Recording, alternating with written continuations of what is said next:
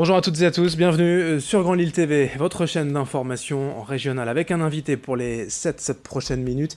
Emmanuel Leroy, le directeur artistique de la Ligue d'improvisation de Marcq-en-Barœul. Bonjour. Bonjour. Merci d'avoir répondu à notre invitation. Vous venez nous présenter la 13e édition de l'Impro Festival du théâtre improvisé. C'est un festival donc de théâtre d'improvisation du 29 juin au 7 juillet, ici dans la métropole lilloise. On va déjà reprendre les bases quand même, savoir de quoi on parle. Le théâtre d'improvisation, c'est quoi la définition? Alors le théâtre d'improvisation, déjà, c'est la forme la plus ancienne du théâtre. Parce qu'on peut imaginer que les gens qui ont commencé à faire du théâtre, ils ont improvisé. Mais il y a eu vraiment, dans les années 70, en 1977 particulièrement, au Québec, une compagnie qui était le Jeune Théâtre de Montréal, qui a décidé de créer un nouveau concept, le match d'improvisation. Ça s'est répandu dans le monde entier. Et puis, il y a différentes ligues qui se sont créées. Nous, on s'est créé en 1992 pour jouer le match d'improvisation.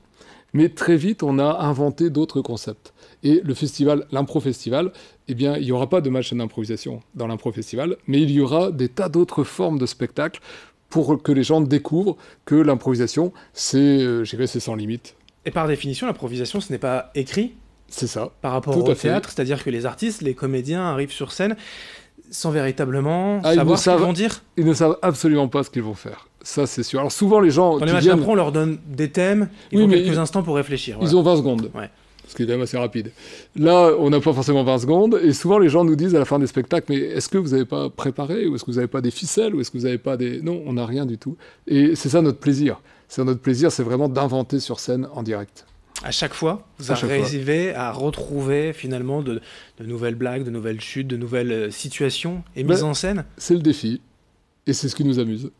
C'est une répétition permanente. Comment on fait aussi pour répéter, pour travailler ensemble ce genre de choses? La principale qualité de l'improvisateur, c'est l'écoute. Et il y a deux formes d'écoute. Il y a l'écoute intérieure, c'est-à-dire qu'on est branché sur notre imaginaire. Et notre imaginaire est un réservoir de tous les possibles. Et puis, il y a l'écoute avec nos partenaires, que ce soit les comédiens ou aussi, il y a des musiciens qui interviennent avec nous, qui sont très importants. Et donc, tout ça nous donne des pistes. Et quand on joue, quand on improvise, c'est un peu comme si on était dans un film. C'est-à-dire qu'on a des images qui nous arrivent, on est les premiers surpris d'entendre ou de regarder ce qu'on est en train de jouer. Alors vous le disiez, les Québécois à l'origine du match d'improvisation reviendront dans la métropole lilloise au Colisée de Roubaix en novembre, avec vous bien sûr pour une belle soirée de match d'impro. Mais c'est ce qui va nous intéresser d'abord, c'est donc cet Impro Festival. Et vous le disiez là, pas de match. Qu'est-ce que l'on va voir alors? Alors, le premier spectacle, c'est un spectacle musical qui s'appelle Piano Battle. On a la chance au niveau de la Ligue d'improvisation d'avoir des musiciens excellents, et en particulier deux pianistes virtuoses, Simon Fache et Jacques Chab. Donc, Piano Battle, eh bien, ces deux pianistes se trouvent confrontés à des thèmes, à des catégories, à des contraintes, et ils doivent improviser.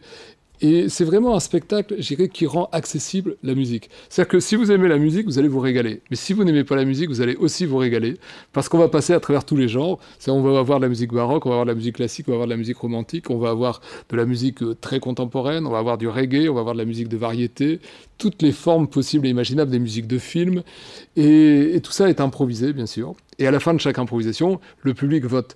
Mais à chaque fois, pratiquement, le public vote l'égalité. Parce qu'en fait, les gens n'ont pas envie de désigner un tel ou un tel, tellement les pianistes sont virtuoses.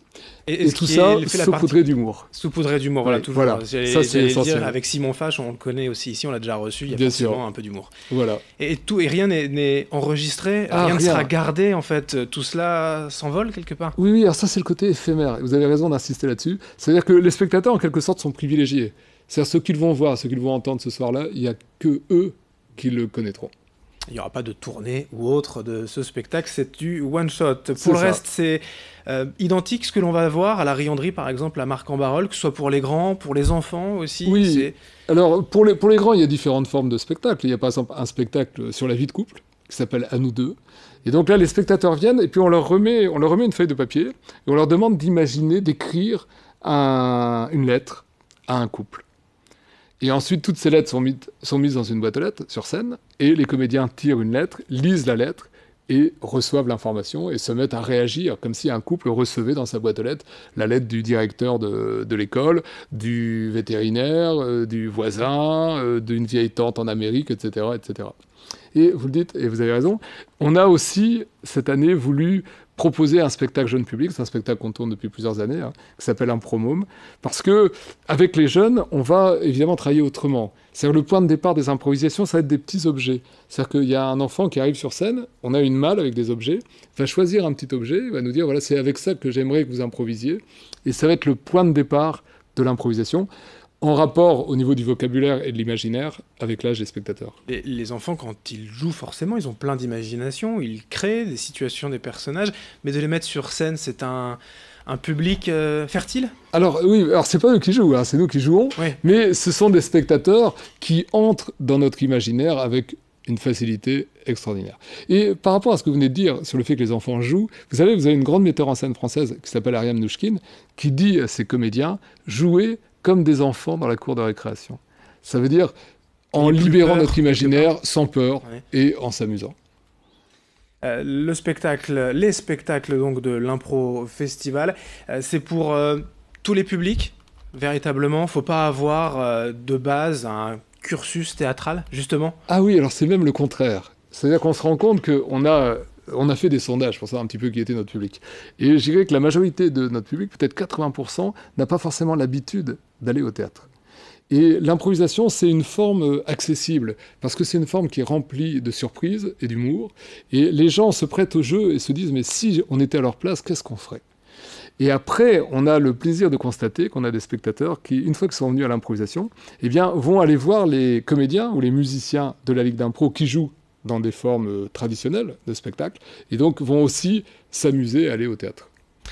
Quel est le programme hors Impro Festival pour les prochains mois? On le disait, il y a le Colisée avec les Québécois qui reviennent. D'autres spectacles encore? Vous en avez toute l'année? Oui, alors on en a toute l'année. On tourne des spectacles toute l'année. Alors on joue, c'est aussi un des grands plaisirs de la Ligue d'impro, c'est on va jouer dans des petites salles des fêtes au fin fond de la campagne, et on va jouer au Colisée de Roubaix. Donc on joue devant des publics très très différents, dans des salles très différentes.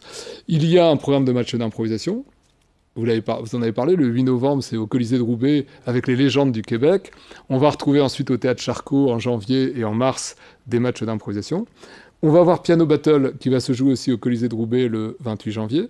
Et puis on joue aussi dans d'autres contextes. C'est-à-dire on joue pour des entreprises, pour des municipalités, pour des associations. On joue par exemple tous les ans pour une ONG à Marc-en-Barœul qui est l'association Essor. Donc vraiment, on s'amuse à aller dans des tas de contextes différents parce que l'improvisation nous permet de parler de tous les sujets.